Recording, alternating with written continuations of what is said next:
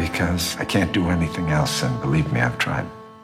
Hai, welcome back to my channel. Kembali lagi bersama gue, Dava Amrullah, di channel ini. Kali ini gue akan mereview film At Eternity's Gate, film yang bercerita tentang Vincent van Gogh. Tapi sebelumnya, bagi kalian yang belum subscribe channel ini, please subscribe channel ini terlebih dahulu dan bagikan video-video yang ada di channel ini kepada teman kalian agar teman-teman kalian senantiasa mendapatkan konten-konten yang menarik di channel ini. Thank you so much.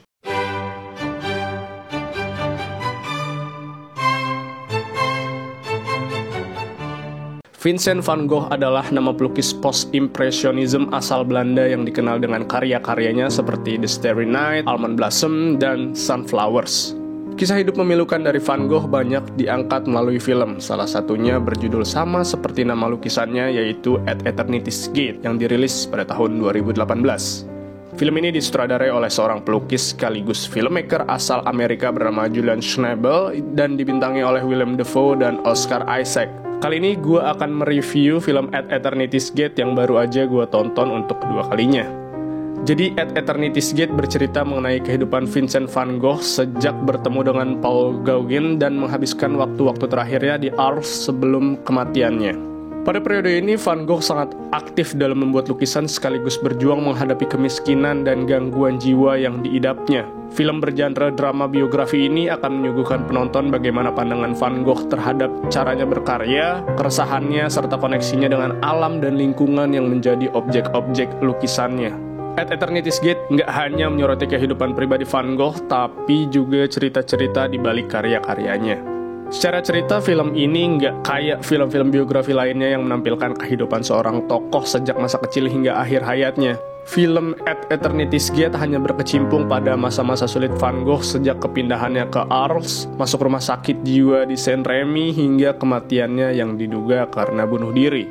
Kisah mengenai pelukis yang malang ini dituangkan melalui eksperimentasi cerita dan perspektif yang subjektif dari Van Gogh itu sendiri. Hasilnya mungkin nggak bisa dinikmati oleh setiap orang yang menontonnya maupun mereka yang mengetahui cerita hidupnya juga.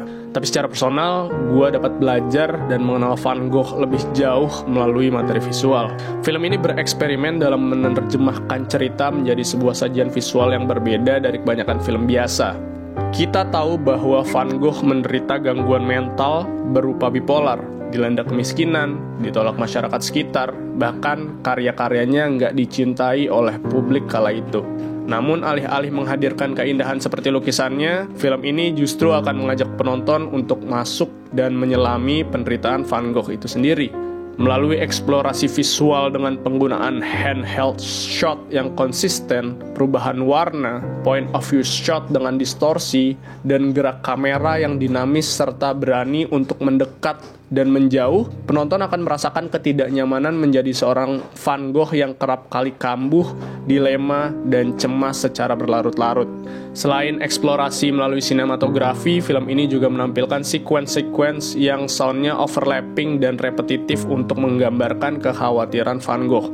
Bahkan di salah satu scene, baik visual dan audio ditampilkan overlapping dan repetitif secara bersamaan yang menghasilkan satu adegan penuh kekacauan dan rasa cemas yang bertubi-tubi. Hal ini juga didukung dengan penggunaan jump cut pada editingnya.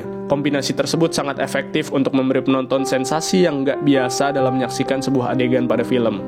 Nah, salah satu yang gue notice lebih adalah segi sinematografinya. Pada film At Eternity's Gate terdapat beberapa sequence yang menampilkan Van Gogh tuh berada di alam, berkontemplasi, dan kadang diselingi oleh voice over dirinya sendiri. Dengan gerak kamera dinamis, angle dan movement yang ekstrim, fokus yang berubah dan terkadang blur, serta pendekatan pada subjek yang bisa sangat dekat atau jauh, aspek-aspek tersebut mengingatkan gue pada film-filmnya Terrence Malick yang sangat puitis, liar, dan indah dalam segi visual. Keseluruhan elemen yang telah gue sebutkan sangat ditunjang oleh pemilihan lokasi yang didominasi outdoor, penuh dengan lanskap, golden hour, cahaya matahari, dan langit biru yang ngeblend, bikin film ini terlihat menawan seperti lukisan, sekaligus mengerikan seperti perspektif orang dengan gangguan jiwa.